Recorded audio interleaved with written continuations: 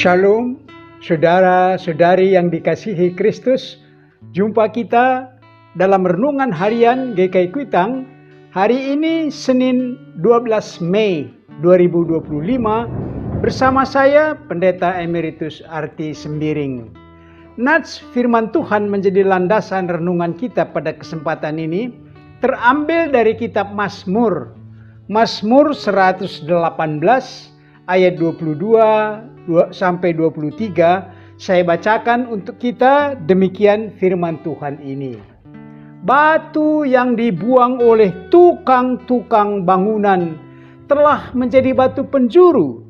Hal itu terjadi dari pihak Tuhan, suatu perbuatan ajaib di mata kita.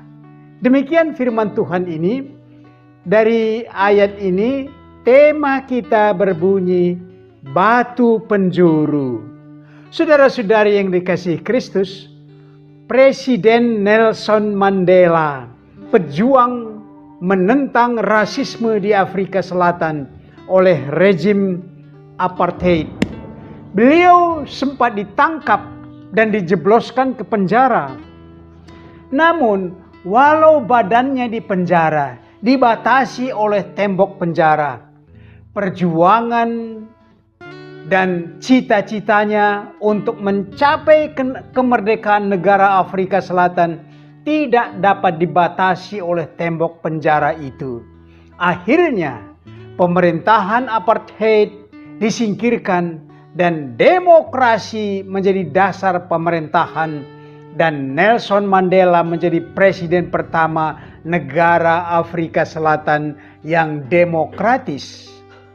Demikian juga dialami oleh Presiden Soekarno, oleh kolonial Belanda, dipenjarakan dan diasingkan berkepanjangan bagaikan batu yang dibuang oleh tukang-tukang bangunan. Namun Soekarno bersama Bung Hatta memproklamasikan Negara Kesatuan Republik Indonesia. Saudara-saudari, nas kita menyebut batu yang dibuang oleh tukang-tukang bangunan telah menjadi batu penjuru. Dari nas kita bisa kita cari tahu bangunan apa yang dikerjakan, siapa tukang-tukangnya, dan siapa batu yang dibuang itu. Ternyata yang dibuang itu adalah batu penjuru. Dengan sederhana kita bisa lihat tukang-tukang bangunan yang tersusun dalam mahkamah agama Yahudi yang terdiri dari imam besar, imam-imam kepala, ahli Taurat, orang Farisi, dan tua-tua Israel. Mereka membangun Israel sebagai umat Allah dengan pengharapan pemerintahan Roma yang secara politis menjajah Israel pada saatnya nanti akan disingkirkan oleh Mesias yang dijanjikan dalam kitab Taurat, Mazmur, nubuat nabi-nabi.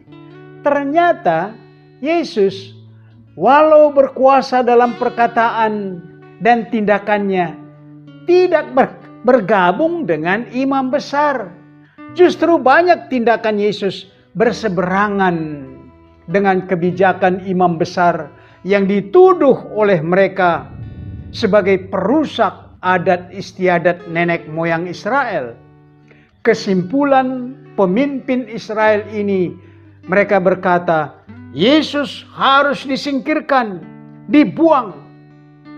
Kehadiran Yesus sempat juga mengisi harapan politis ini, tetapi akhirnya mereka termasuk murid-murid Yesus kecewa karena Yesus tidak pernah menyinggung soal politis dengan kehadiran pemerintahan Roma di Israel, yaitu Yehuda dan Yerusalem.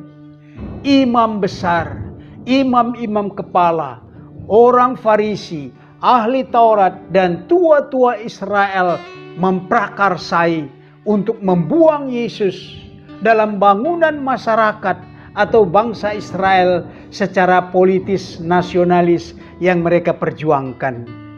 Ternyata Yesus adalah batu penjuru untuk pembangunan kerajaan Allah. Dialah jalan, kebenaran, dan kehidupan untuk sampai ke rumah Bapa. Memenuhi kehadirannya sebagai batu penjuru ialah kebangkitannya dari kematian. Tukang-tukang yang dipekerjakan oleh Yesus ialah murid-muridnya yang diutusnya sebagai rasul-rasulnya. Sekarang saatnya di zaman ini kitalah tukang-tukang, pekerja-pekerja pembangunan kerajaan Allah dan Yesus batu penjurunya. Mari kita aplikasikan renungan ini dengan pokok berikut. Pertama, sejauh mana Yesus dibuang oleh tukang-tukang bangunan itu? Kedua, apakah Anda merasa turut dipekerjakan oleh Yesus membangun kerajaan Allah? Yang ketiga, kalau Anda turut membangun kerajaan Allah, di mana posisi Anda? Mari berdoa. Bapa kami yang di sorga, kami dipanggil menjadi teman sekerja bagi Kristus, membangun kerajaan Allah. Semoga hidup kami oleh pertolongan Roh Kudus turut menjadi alat bangunan kerajaan Allah. Demi Yesus Kristus kami mohon. Amin.